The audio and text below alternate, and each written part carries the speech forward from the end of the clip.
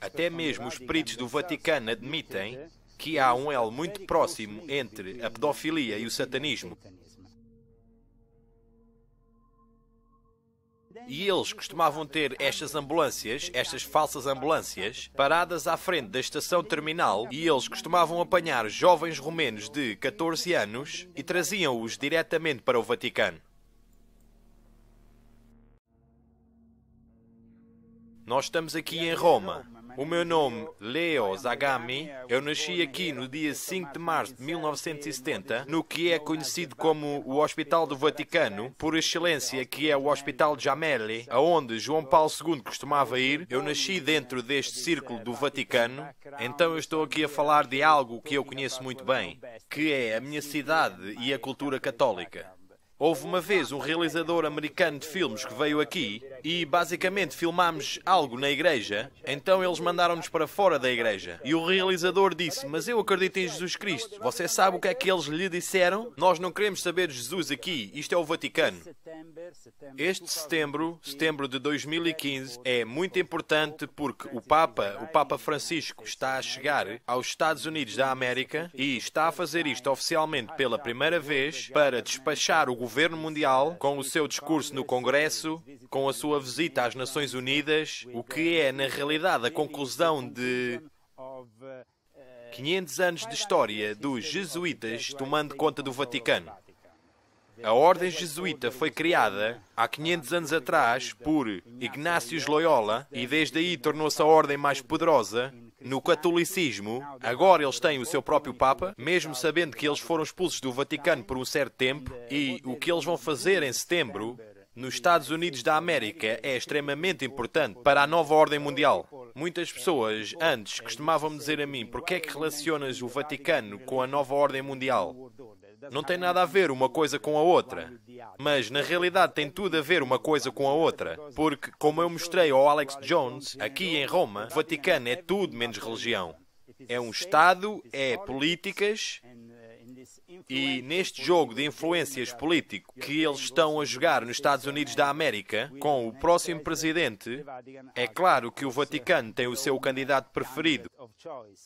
Eu sei que muitas pessoas estão a falar da Hillary porque ela também tem as conexões jesuítas, que todos o sabem muito bem, mas o Jeb Bush é o candidato preferido do Vaticano porque ele é um cavaleiro de Colombos, é um católico e, no fim das contas, ele tem que responder ao seu grande mestre, que é Carl Anderson, que se assenta no lugar de poder no que é o Banco do Vaticano. O Banco do Vaticano que, durante décadas, tem vindo a reciclar o dinheiro das drogas, dos cartéis da droga, da máfia, lavando este dinheiro. Eles tentaram nos últimos anos corrigir tudo isto e agora eles trouxeram um Vaticano mais aberto para o mundo, onde eles dizem que é tudo transparente, mas nada é transparente dentro do Vaticano, nada é o que parece no Vaticano. Então, o que é que se está a passar com este Papa, que é um comunista? Claro que ele é um comunista. Os jesuítas inventaram o comunismo e ele é alguém que quer trazer este cenário de um governo mundial com o seu próprio parlamento de religiões, que está a tornar-se uma realidade. Tudo isto porque a nova ordem mundial não quer uma religião específica que controle todas as outras. Mas no fim, na realidade, existe alguém que toma controle sobre isto, e esses são os jesuítas e o Vaticano, aqui em Roma. Então, isto é o que eu tenho denunciado durante muitos anos, que é extremamente importante entender o que acontece no Vaticano para então entender o que é que se passa na nova ordem mundial, incluindo o Clube dos Bilderbergs, porque o Clube dos Bilderbergs veio até aqui a Roma não há muito tempo atrás para ter uma reunião muito privada e houve, na realidade, algumas notícias, alguma cobertura das notícias que foi feita, mas ninguém sabe do que é que eles falaram. Mas nós sabemos que eles foram até ao Museu do Vaticano. E o Museu do Vaticano era tradicionalmente o sítio onde todos os espiões costumavam se encontrar durante a Guerra Fria. Então, isto também é algo que muita gente não sabe, porque eles pensam que o Museu do Vaticano é só um sítio para os turistas. Não, no meio dos turistas era bem sabido que você podia sempre encontrar um espião ali e aquela informação entre as agências de inteligência seria trocada dentro dos muros do Museu do Vaticano. Os jesuítas só voltaram para o Vaticano em 1814. Porque eles foram expulsos do Vaticano em 1773. Eles eram ilegais, foram expulsos de Roma. Eles foram expulsos de todos os países católicos. Então, em 1814, depois da morte de Napoleão, eles voltaram para o Vaticano com um plano só para tomar controle do poder. E agora, claro, eles têm um Papa jesuíta, então todo o cenário está completamente sob o controle. Porque os jesuítas, ao mesmo tempo, têm um elo muito próximo com os maçons, o antigo e aceito rito escocês. Então, também há um elo entre os jesuítas e os maçons, especialmente nos países católicos, ainda mais do que os protestantes. Então, isto é o que está a acontecer agora, e ao mesmo tempo nós temos todo este cenário de missas satânicas que estão a acontecer dentro do Vaticano, com estes círculos de pedofilia. O Papa Negro é o general dos jesuítas. Como eu disse, ele é poderoso, muito forte. A CIA, como nós já tínhamos mencionado antes, é só uma pequena amostra do que é o aparato da inteligência dos jesuítas. Então eu depois falei com eles acerca do facto de que o Papa Preto podia significar também, não só preto no sentido da cor preta, porque claro, isso também é a intenção de eles terem um Papa Preto de África como o próximo Papa a seguir do Papa Francisco, mas porque também o Papa Negro é o nome de código que eles dão ao general dos jesuítas. Como eu disse ao Alex, este Papa foi forçado pelos jesuítas. O Ratzinger foi forçado pelos jesuítas para sair. E o verdadeiro tipo que orquestrou tudo morreu logo a seguir de ter orquestrado tudo isto. Ele era um grande cardeal. Ele morreu numa idade muito avançada. Ele era o cardeal Martini. Ele era um grande cardeal de Milão. E este cardeal também estava muito conectado com os israelitas. Ele, na realidade, pediu para ser enterrado em Israel. E ele era um jesuíta. Então, você aqui também vê esta conexão entre os jesuítas e Israel. Eles são muito próximos. No fim dos anos 70, no Afeganistão, Zabriskie iniciou um tipo chamado de Osama Bin Laden. Ele, na realidade, eles iniciaram a uma loja transnacional, faz parte das lojas IUR. Esta informação foi recentemente publicada na Itália, num livro escrito por um grande mestre da loja Montesión, que é reconhecida pela obediência americana. E esse homem, com o nome de Magaldi, ele denunciou isto, que Zabriskie, na realidade, iniciou o Osama Bin Laden e depois, então, quando houve a situação na Al-Qaeda que Osama Bin Laden teve que se reformar, eles fizeram esta iniciação a outro homem que era, durante esse tempo, muito popular, porque se você tivesse um problema em qualquer das prisões no Iraque, os americanos tinham que chamar o Al-Baghdadi. Então, eles pegaram no Al-Baghdadi, que também é um homem que é bastante educado. Então eles disseram, ok, vamos te iniciar, e iniciaram-o na loja Ator Pentalfa e eles o tornaram o cabeça do ISIS, que é esta nova ferramenta que eles estão a usar para trazer um grande terror. Isto é o que está a acontecer nos dias presentes. E se as pessoas pensam que o ISIS são verdadeiros muçulmanos, elas estão completamente erradas, porque não tem nada a ver com o Islão. O problema com o Islão é que eles não denunciam esta realidade. Eles deviam denunciar esta realidade maçónica que está a tomar controle dos seus líderes. Há um líder em especial que é muito perigoso, que está envolvido em tudo isto, que está a puxar por este califado, que é Fethullah Gulen, que na realidade já foi acusado de terrorismo pelas autoridades turcas em dezembro de 2014, mas ele está a viver na Pensilvânia, protegido pelas autoridades americanas. E se você for checar Fethullah Gulen, ele é de facto um agente da CIA e é controlado pela CIA com toda a sua organização, que inclui 500 escolas por todo o mundo, e ele trabalha juntamente com os jesuítas. Aliás, o livro que ele escreveu, que fala num dos capítulos acerca da nova ordem mundial, esse capítulo é dedicado só à nova ordem mundial, e nesse livro há uma parte que foi escrita por Thomas Michel, que costumava ser o secretário do assunto da interreligião para os jesuítas. O que ele disse acerca de Schultz e a máfia que rege a comunidade europeia, a máfia alemã do Clube Bilderberg, é completamente verdade. Vocês veem o que está a acontecer agora mesmo. A Itália, desde a saída de Berlusconi e desde que o Gaddafi foi selvagemente assassinado pela nova ordem mundial, não nos esqueçamos disso, porque o Gaddafi, ele disse, o Gaddafi, uma coisa, sem mim aqui, será uma confusão completa. Agora a Itália está a ser invadida por imigrantes todos os dias. Isto faz parte de algo que é conhecido como o Plano Kalergi. Eu convido todos os pesquisadores da nova ordem mundial que estão-nos a ver na Infowars para irem checar o Plano de Kalergi pelo Conde Kalergi. Continua a ser dado um prémio Kalergi todos os anos aos líderes europeus, como a Angela Merkel, e este conde, metade japonês, metade austríaco, ele é uma das principais razões porque temos a União Europeia. Ele era um maçom, inicialmente da loja Humanitos, depois ele moveu-se para outra loja transnacional, mas o Conde Kalergi idealizou este plano para destruir a etnicidade de cada europeu. Ele quer que os europeus não tenham mais as suas etnicidades. E esta é a razão porque eles estão a puxar todos estes imigrantes para que eles atravessem o Mediterrâneo e venham para a Europa. Eles basicamente estão a destruir a Europa fazendo isso. Claro que nós não somos racistas contra ninguém, mas o que eles estão a fazer é completamente criminoso. E na realidade eles estão a financiar estas pessoas do momento que eles chegam à Itália. Eles têm mais direitos que os italianos. Eles dão-lhes casas, eles dão-lhes hotéis, eles até lhes dão 30 euros por dia para que eles possam comprar e pagar pelos seus celulares e pelas suas coisas. Quer dizer, eles são tratados melhores. Aqui na Itália não temos segurança social, mas mesmo assim estes imigrantes têm tudo. Então, claro que os italianos estão a ficar mais revoltados cada dia que passa. E é claro que a Igreja Católica está envolvida nisto, tentando destruir a etnicidade europeia. Nesta pequena rua que muito poucas pessoas visitam, especialmente os turistas, nós temos a sede dos jesuítas, que se diz ser o sítio mais poderoso de todo o mundo, Companhia de Jesus Cura Generalizia. Isto é a sede do general dos jesuítas.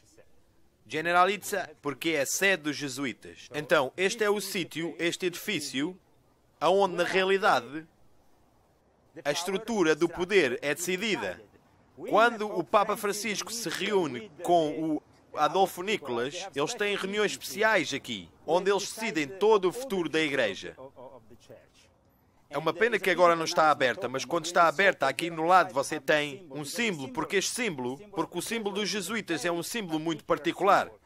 Você vê o mesmo símbolo também na bandeira da Argentina. E isso não é por acaso, não é uma coincidência. Porque a América do Sul está completamente dentro do jesuitismo. Então, na realidade, os jesuítas, neste tempo presente, têm todo o poder, mas há uma ordem no Vaticano que tem uma história muito mais velha, que é a Ordem dos Dominicanos, formada por Santo Doménico, e que basicamente os dominicanos estavam encarregues da Inquisição antes que os jesuítas entrassem na equação.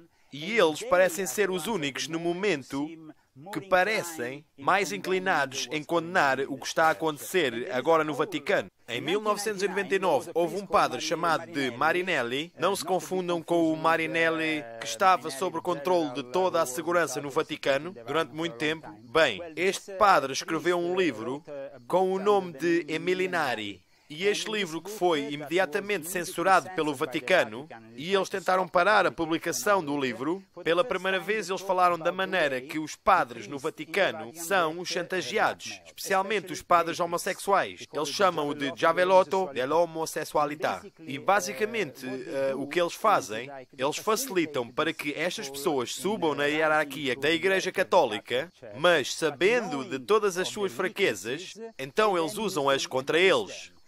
E nos últimos anos o que tem acontecido é que o ex-cardeal, o ex-secretário do Estado, o cardeal Tarcísio Bertone, antes da saída do Ratzinger, quando ele ainda era o Papa, ele ordenou que durante um ano todas as pessoas que entrassem dentro do Vaticano fossem monitorizadas. Então, ele apontou o nome dos traficantes de droga, das prostitutas, os homens prostitutos, todos os que entraram. Então, graças a isto, ele é agora a pessoa mais poderosa dentro do Vaticano, para além do general dos jesuítas. Ele é, vamos dizer, o maior rival para o Papa Francisco. Ele é o cardeal Tarcísio Bertone, que tem, ao contrário do Papa Francisco, que vive em Santa Marta, nós temos o cardeal Tarcísio Bertone, que basicamente está a viver numa mansão com 700 metros quadrados, e ele realizou, há alguns meses atrás, um requintado jantar com caviar e os melhores vinhos, só para 30 ou 40 pessoas escolhidas, e aí nós tínhamos todos os cabecilhas dos maçons, dos vários cavaleiros, dos Illuminati, porque na Itália nós temos uma academia dos Illuminati,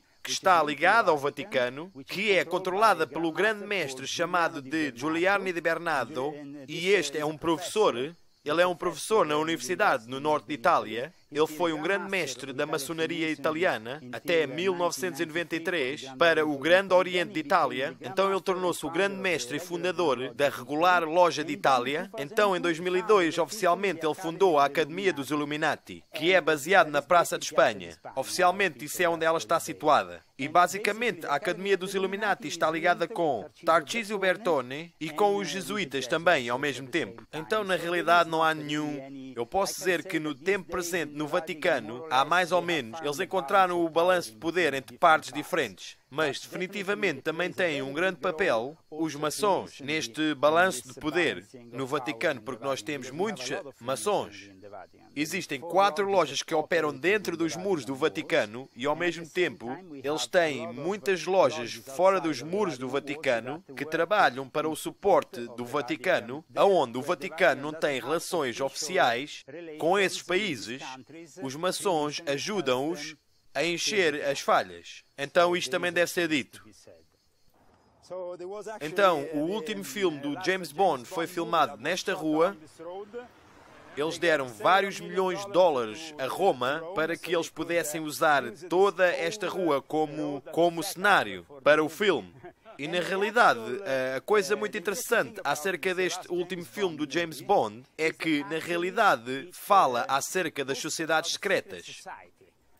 Há algum tipo de Illuminati, um tipo de conceito dos Illuminati que aconteceu no último filme do James Bond. E claro que isto não é nenhuma coincidência. O que eles fazem é programar as pessoas através dos média e de Hollywood. Então, todos os tópicos destes filmes nojentos são sempre importantes para eles, para programar as pessoas para os próximos eventos. E claro que há pessoas a infiltrar todas as coisas. Será que eles dizem que os infiltradores são os jesuítas?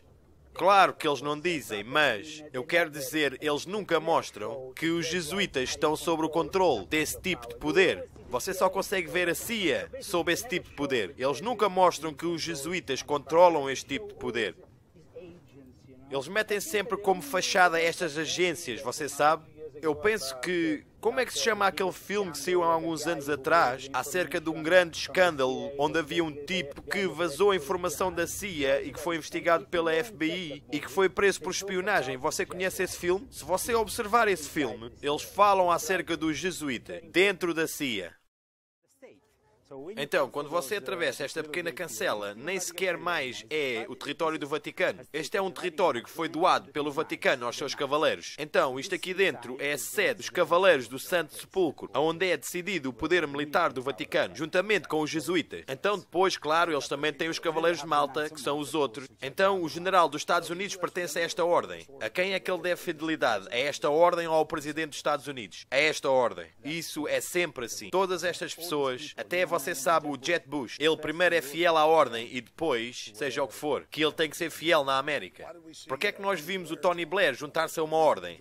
Ele tornou-se católico e depois, claro, ele podia se juntar a uma das ordens da Igreja Católica. Tal também como nós temos o Jimmy Savile, que foi o maior pedófilo da história da Inglaterra, que foi tornado cavaleiro por João Paulo II, como você sabe. E ele foi feito um cavaleiro pelo Papa. E ele era um grande camarada do Charles. Claro, porque todas estas pessoas na Inglaterra têm grandes círculos pedófilos. Então é assim que eles tomam controle, infiltrando-se com as suas pessoas. Depende. Por exemplo, o Jimmy Savile foi dado como cavaleiro. Então, sendo ele um cavaleiro, ele poderia ir a todos os hospitais católicos e depois, basicamente, violava as criancinhas. Quero dizer, isto é terrível. O que tem acontecido no Vaticano com a pedofilia é algo demoníaco. Não tem só havido tolerância, até o Ratzinger fechou mais do que um olho e foi por isso que ele foi expulso tão facilmente, porque ele tinha tantos esqueletos no seu armário que, obviamente, todos eles saíram ao mesmo tempo, de repente. Leo, qual é que é o maior objetivo dos jesuítas? Será que mudou durante o tempo? Explica-nos como é que foi fundado e para onde é que eles seguem, porque tu já provaste que estás certo muitas vezes. Isto é o juramento dos jesuítas.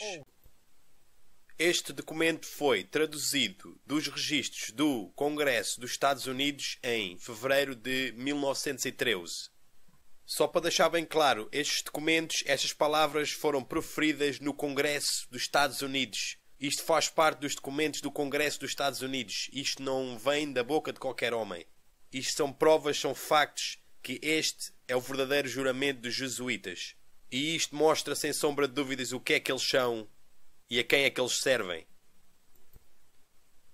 Eu, na presença de Deus Omnipotente e da bem-aventurada Virgem Maria, do bem-aventurado São João Batista, São Pedro e São Paulo, declaro e juro que Sua Santidade, o Papa, é vigário de Cristo e é o único chefe da Igreja Católica ou Universal em toda a Terra. Assim, pois, com todas as minhas forças, defenderei esta doutrina e os direitos e costumes da Sua Santidade contra todos os usurpadores, heréticos ou autoridades protestantes e de todos os aderentes a quem considera hereges e usurpadores, inimigos da Santa Sé ou Madre Igreja de Roma. Prometo e declaro que farei, quando se me apresenta a oportunidade, guerra sem quartel, secreta ou abertamente, contra todos os hereges e protestantes, tal se como se ordenes fazer. Extirpá-los-ei à face da terra, que não tomarei em conta idade, sexo ou condição, que enforcarei. Queimarei, destruirei, envenenarei, cegarei, estrangularei vivos esses infames hereges. Abrirei o ventre de suas esposas e baterei com a cabeça dos seus filhos na parede, a fim de aniquilar a execrada raça. Que quando não posso fazer isso abertamente, empregarei secretamente a taça de veneno, a estrangulação, o aço do punhal, a bala de chumbo, sem ter consideração à classe, dignidade ou autoridade das pessoas, quaisquer que sejam. Para isso consagro-lhe toda a minha alma e todas as minhas forças físicas. E com a adaga que recebo agora, escreverei meu nome com sangue em testemunho deste juramento. Se manifestar falsidade ou tibieza em minhas determinações, podem meus irmãos, camaradas, soldados da milícia do Papa, cortar as minhas mãos e os meus pés, enforcar-me, abrir o meu ventre e nele queimar enxofre, e aplicar-me todos os castigos que se possam conceber e executar sobre a terra. E que a minha alma seja torturada pelos demónios nas chamas infernais para sempre. Mais uma vez vou frisar que este documento foi traduzido de um documento que veio do Congresso dos Estados Unidos, onde foi usado como prova num caso onde os jesuítas estavam envolvidos. Então isto é um facto. Isto não é a mera opinião de algum homem. São factos. A Ordem dos Jesuítas foi fundada por Ignácio Loyola. Ele na realidade foi preso 5 vezes pela Inquisição antes que ele na realidade pudesse abrir a Ordem e a Companhia de Jesus. Então, o que aconteceu é muito interessante, porque Ignácio Loyola foi acusado de ser um mágico, alguém que tinha muita prática no hipnotismo. E o que ele fez no momento que ele estabeleceu a sua ordem foi enviar para o Oriente os seus missionários. Então, para se tornar realmente poderoso, porque ele fez fortes alianças com a China e com o Japão durante aquela época, que até este presente dia são consideradas muito importantes para os jesuítas e para esses países, nos confins da Ásia. Quando se trata dos jesuítas, o seu maior objetivo é controlar e ter o poder da Igreja e sobre a propriedade intelectual de todos os símbolos da humanidade. Eles, na realidade, os jesuítas, sendo tão próximos dos estabelecimentos intelectuais, das universidades, é aí que eles criam os líderes do futuro. É aí que eles controlam. Eles não querem saber do cristianismo.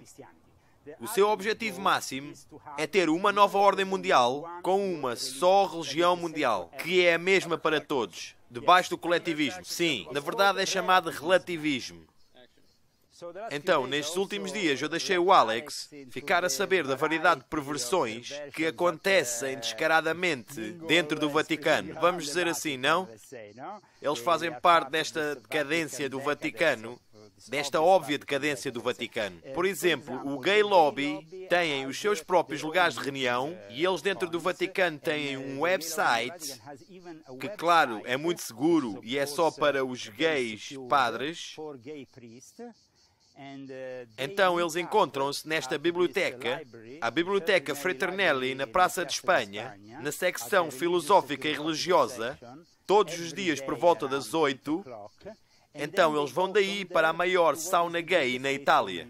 Mas esta grande sauna gay na Itália é na realidade construída num edifício que é deles, que é propriedade do Vaticano. E claro, esse edifício também foi comprado pelo cardeal Tarcísio Bertone, que é esta personagem que é descrita como muito poderoso nestes presentes dias no Vaticano, qual nós chamamos do Papa Rosa. Quando falamos sobre os cultos de sexo no Vaticano, eles são muito importantes porque, quando falamos dos cultos de sexo, o elo está ligado com a pedofilia e o satanismo. E até mesmo os peritos do Vaticano admitiram que há um elo muito próximo entre pedofilia e o satanismo. E também muitos dos padres gostam de realizar eles mesmos estas missas satânicas à volta de Roma. E eles realizam-as habitualmente na área onde o Papa habitualmente vai de férias, perto do Castelo Gandolfo, na área onde você também tem o Lago Nemi, naquelas florestas ali à volta. Eles realizam estas missas negras e existem padres católicos que se fazem passar por padres satânicos. Porque o momento em que eles se tornam o padre satânico é o momento onde eles podem libertar e fazer todo o tipo de perversões. Eles podem consumir drogas, podem ir com as mulheres, com os homens, eles podem fazer várias coisas, até sacrifícios. Então, os cultos de sexo são muito poderosos. Por exemplo, nós tínhamos no Vaticano, há um tipo que até o Papa Francisco teve que expulsar do Vaticano. O Assange da Wikileaks chamava-o de Jéssica. Esse é o seu nome de código. E ele era basicamente o mestre de cerimónias para o Papa Ratzinger. E ele mesmo celebrava estas, na realidade, estranhas, missas estranhas e rituais estranhos com travestis presentes, mesmo antes de depois ir celebrar a missa com o Papa. E depois houve um grande escândalo. Houve um grande escândalo que até teve nas notícias durante alguns dias, quando eles descobriram que perto da estação terminal, onde agora a CNN está a fazer todos estes documentários, e ultimamente tem mostrado que há prostituição dos imigrantes que têm chegado à Itália, os que eles estão a trazer para a Itália. Basicamente, a CNN está a mostrar que a estação terminal, ali existe muita prostituição de menores, de adolescentes muito jovens. Bem, houve um escândalo aqui na Itália, durante o ano de 2013, acho que foi em junho de 2013, esteve nas notícias durante 2 dias e depois foi apagado. Eles iam a estes bares e a estes sítios à volta da estação terminal para apanhar estes jovens moços. E depois eles costumavam ter estas ambulâncias do Estado, paradas à frente da estação terminal, e eles costumavam apanhar estes jovens romenos de 14 anos e depois levavam-os diretamente para o Vaticano. Isto, infelizmente, é o que está a acontecer. Isto é algo que eu também falo no meu livro, porque, claro, isto é algo que saiu nas notícias. Há muitas evidências. A única coisa é que, a um nível internacional, os médias não dizem nada, não falam acerca disto. Eles não fazem cobertura em relação a estas coisas. Então eu estou a tentar desvendar o que tem sido silenciado pelos médias internacionais. E graças a Infowars.com estamos a desvendá-lo a vocês hoje.